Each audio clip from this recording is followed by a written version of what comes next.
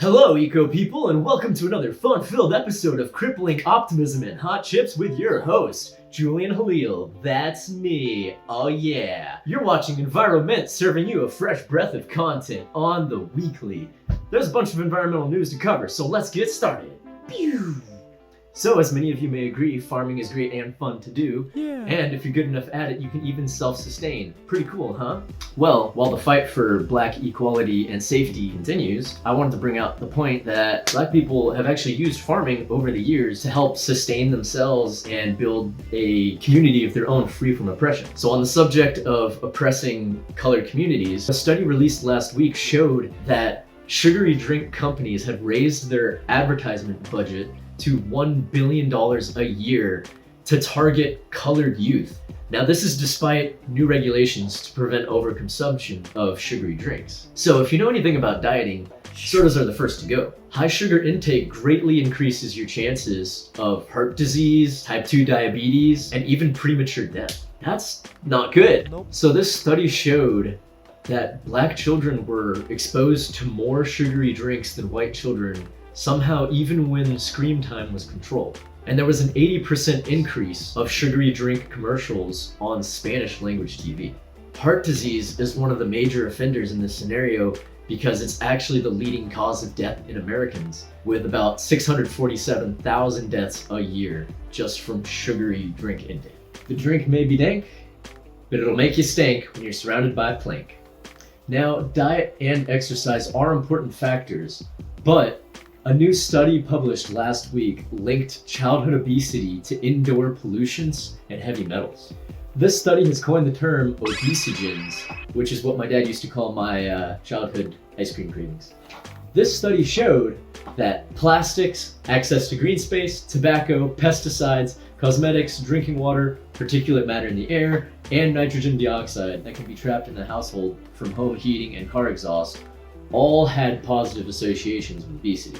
With everyone cooped up at home because of Corona, children are being exposed to this way more than normal. Meanwhile, the Trump administration is in the process of removing 27 air pollution and emission rules. Not to mention the emission rates are surging back to normal because of everything opening back up while people are starting to believe that coronavirus is over.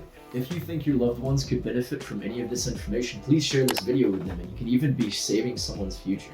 These chemicals I've been talking about are called EDCs, or endocrine disrupting chemicals.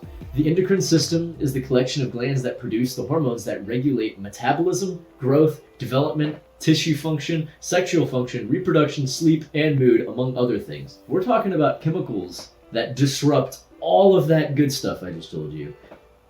That's pretty not good, you know what I'm saying? Unfortunately, over in the UK, there are 19 scientists that claim to be experts on the subject that are trying to fight the regulation of these endocrine disrupting chemicals and claim that their studies resulted in negligible results. The problem is the majority of these companies are in cahoots with food, cosmetic, chemical, and pesticide companies and are completely ignoring the 30 years of EDC studies that show huge broad spectrum effects from these chemicals.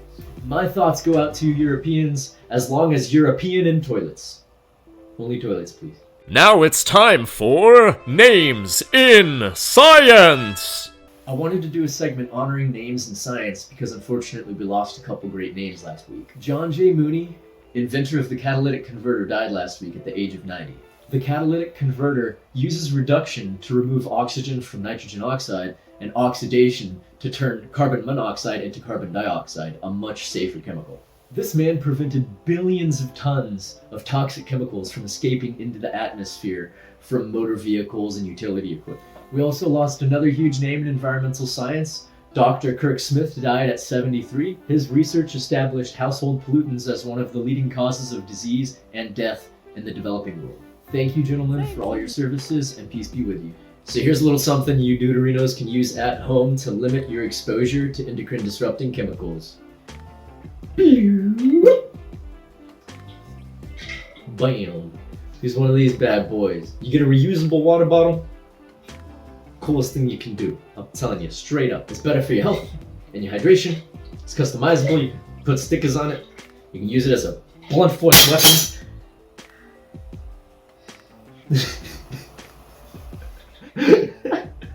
Motherfucker. And your friends will think you're totally cool.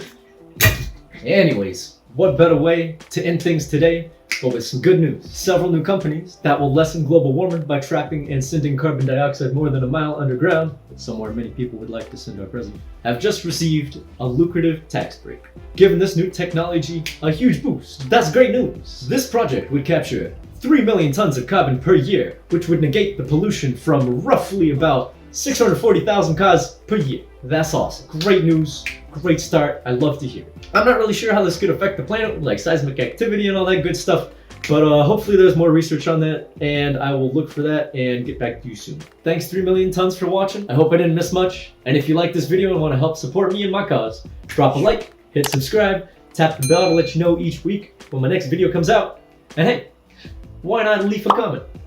Have a wonderful day, my friends. I'll see you next week.